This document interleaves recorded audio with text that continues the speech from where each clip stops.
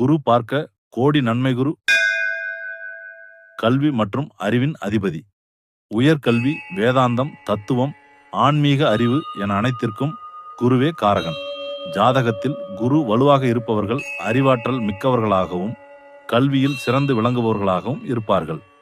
நல்ல குருமார்கள் கிடைப்பதற்கும் சரியான வழிகாட்டுதல் பெறுவதற்கும் குருவின் அருள் அவசியம். குரு பலம் பெற்றவர்கள் தொழில், வியாபாரம், முதலீடு என எல்லாவற்றிலும் வெற்றிகளை பெற்று செல்வந்தர்களாக வாழ்வார்கள். அவருடைய அருள் இருந்தால் மற்ற கிரகங்களின் கெடுபலன்கள் கூட குறைந்து நல்ல பலன்கள் உண்டாகும்.